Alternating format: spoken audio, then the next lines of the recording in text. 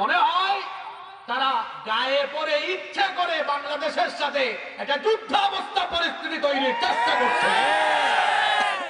আমরা সতর্ক করে দিতে চাই, আমার দেশের লাল সবুজ পতাকার দিকে কেউ চক্ষু বাড়ালে সেই চক্ষুকে আমরা তুলে ফেলবো। এই দেশের মানচিত্রের দিকে কেউ কালো হাত বাড়ালে এদেশের 20 কোটি মানুষ সেই কালো হাতকে ভেঙে চুরে গুঁড়া গুঁড়া করে দিবে। কারণ আমরা কাউকে ভয় করি, একজনকে ভয় করি, তিনি কে? তারা আমাদেরকে ভয় দেখায় এবং তাদের দেশের মিডিয়াগুলো বাংলাদেশের ব্যাপারে কিরকম মিথ্যাচার করে তা আপনারা জানেন।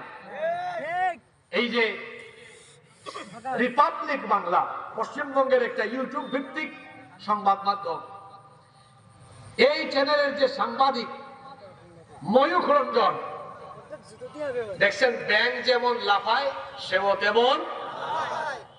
আর কি ডায়লগ, থাকবে না বাংলাদেশটা, থাকবে না।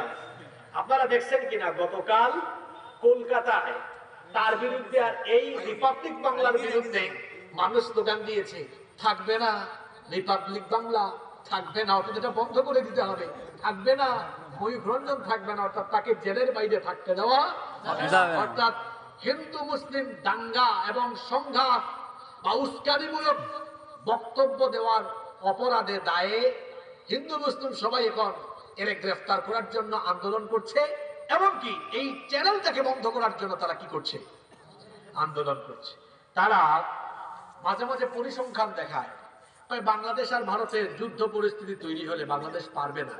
তারা বলে আমাদের যুদ্ধ বিমান বেশি, তাদের যুদ্ধ বিমান কম, আমাদের জনসংখ্যা বেশি, তাদের জনসংখ্যা কম, আমাদের মিলিটারি বেশি, তাদের মিলিটারি কম, আমাদের জাহাজ বেশি, তাদের জাহাজ কম, অর্থাৎ অস্ত্র শস্ত্র এবং যুদ্ধের যাবতীয় উপাদান সরঞ্জাম তাদের বেশি, আমাদের কম, এজন্য আমরা তাদের সাথে পারবো না।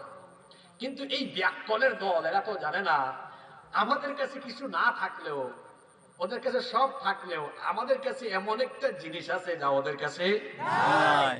বলেন তো সেটা কি? জোরে বলতে হবে, সেটা কি? মুসলমান যখন ইমানি চেতনা নিয়ে দাঁড়িয়ে যায় তখন সেই মুসলমানদেরকে পরাভূত করার, হারিয়ে দেওয়ার শক্তি দুনিয়াতে কারোরই নাই। আমাদেরকে ভয় দেখায় লাভ নাই, কারণ আমাদের নবী আমাদেরকে 1500 বছর আগে জানিয়ে গিয়েছেন হিন্দুস্তানে একটি যুদ্ধ হবে। তিনি আমাদেরকে জানিয়ে গিয়েছেন যে এই যুদ্ধে যারা অংশ নেবে আল্লাহ তাদেরকে জান্নাত দিয়ে দিবেন।